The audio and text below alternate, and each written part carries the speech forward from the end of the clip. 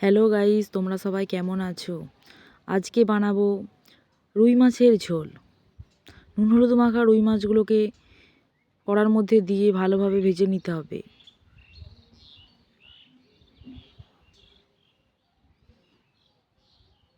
ভাজা হয়ে গেলে মাছগুলোকে তুলে নিয়ে তার মধ্যে তেল দিয়ে দিলাম, দিয়ে আগে থেকে বেটে রাখা পেঁয়াজটাকে দিয়ে দিলাম।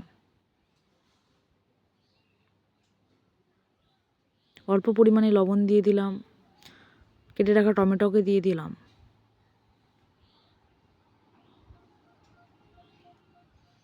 অল্প পরিমাণে জল দিয়ে দিলাম, দিয়ে হলুদ গুঁড়ো, লঙ্কা গুঁড়ো দিয়ে দিলাম। মশলাটাকে ভালোভাবে ভেজে নেওয়ার জন্য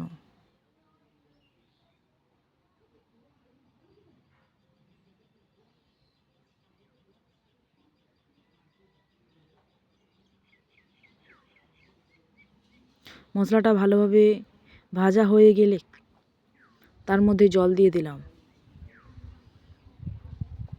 জলটা ভালোভাবে ফুটে এলে তার মধ্যে মাছগুলো পরপর করে দিয়ে দিলাম।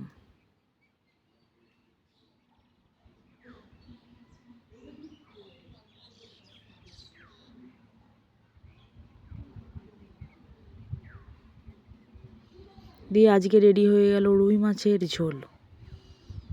স্পেশালি রুই মাছের ঝোল, বাঙালির প্রিয় রুই মাছ, তার ঝোল।